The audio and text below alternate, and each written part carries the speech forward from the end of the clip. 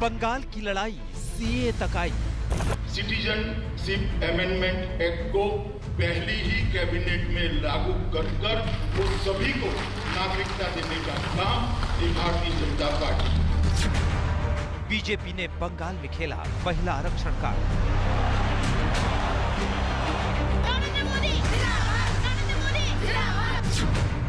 BJP के manifesto पर TMC का पलटवार। ये सब फिजूल बातें हैं, ये जुमला है।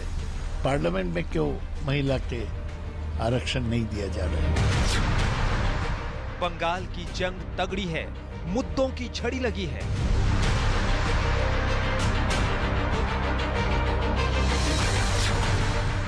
किसका घोषणा पत्र दिलाएगा बंगाल में जीत?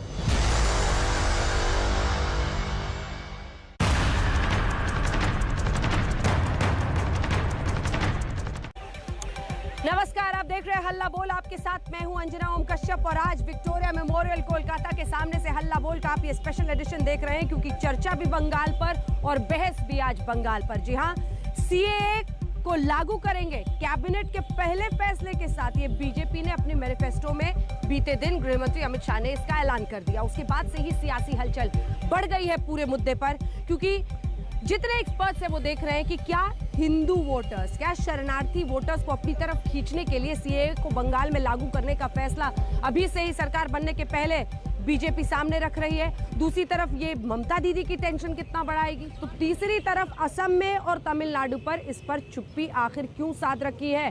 डॉक्टर संबित पात्रा, राष्ट्रीय प्रवक्ता भारतीय जनता पार्टी के हमारे साथ चर्चा में शामिल होंगे। गौरव वल्लभ कांग्रेस पार्टी की तरफ से, रिजू दत्ता टीएमसी की तरफ से हमारे साथ चर्चा में जुड़ रहे हैं और हमारे साथ संगीत रागी होंगे आरएसएस विश्लेषक के तौर पर। लेकिन सबसे पहले आपको अपनी ये रिपोर्ट दिखा देते हैं और हमारे साथ रूपा गांगुली भी, बीजेपी की वरिष्ठ नेता, यहाँ जुड़ गई हैं सीधे कोलकाता से। पहले ये रिपोर्ट देखिए, जरा समझिए कि बीजेपी के इस सियासी दांव पर सियासी हलचल आखिर इतनी तेज क्यों हो गई।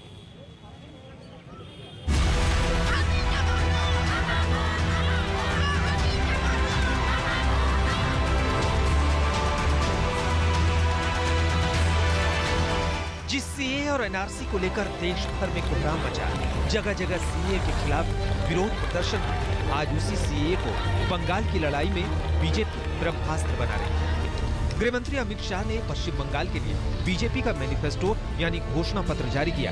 बीजेपी ने इसे सोनार बांग्ला संकल्प पत्र का नाम दिया है। लेकिन अमित शाह ने साथ साथ ये ऐलान भी कर दिया कि बंगाल में बीजेपी की सरकार बनते ही पहली कैबिनेट में सीए को लागू किया जाएगा और मुख्यमंत्री शरणार्थी योजना के तहत प्रत्येक शरणार्थी परिवार को 5 साल तक सीधे बैंक खाते में 10,000 रुपए प्रतिवर्ष दिए जाएंगे। 70 साल से जो शरणार्थी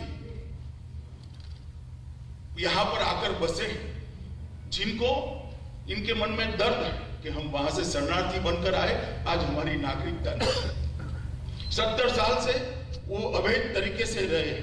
सिटीजनशिप अमेंडमेंट एक्ट को पहली ही कैबिनेट में लागू कर वो सभी को नागरिकता देने का काम भारतीय जनता पार्टी।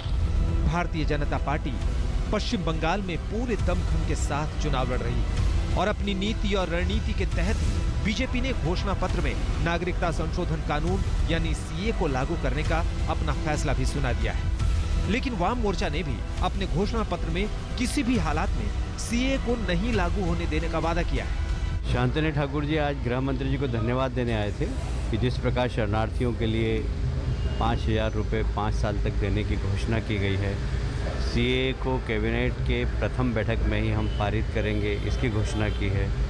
उससे शांतनु जी बहुत खुश है, उन्होंने गृह मंत्री जी को धन्यवाद दिया है और मुझे लगता है कि जो इस पश्चिम बंगाल के अंदर वे सब शरणार्थी जो 70 साल से यहाँ पर अभी तक नागरिकता प्राप्त नहीं कर सके, उनके अधिकारों को संरक्षित करेगी भारतीय जनता पार्टी और ये घोषणा पत्र का एक महत्वपूर्ण हिस्सा है।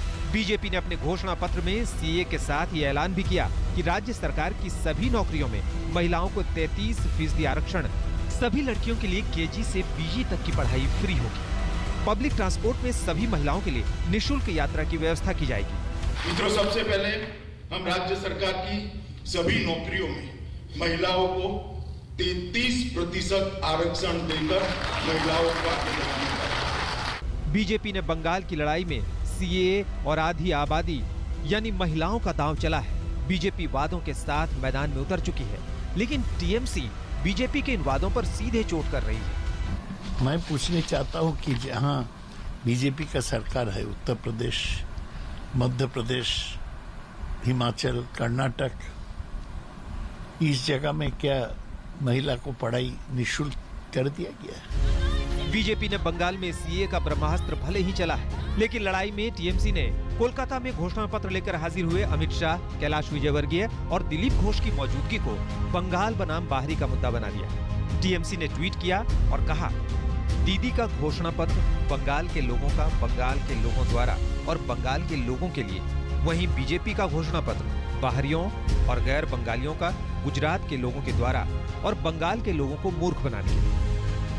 बंगाल में लड़ाई तगड़ी होने वाली है, ये उसका ट्रेलर है। बीजेपी अपने तर्कश में से सारे तीर छोड़ रही है, तो दीदी भी बंगाल की लड़ाई में साम दाम दंडभेद आजमा रही है। कोलकाता से इंद्रजीत कुंडू के साथ आज तक ब्यूरो। तो आइए चलिए चर्चा की शुरुआत करते हैं। सबसे पहला सवाल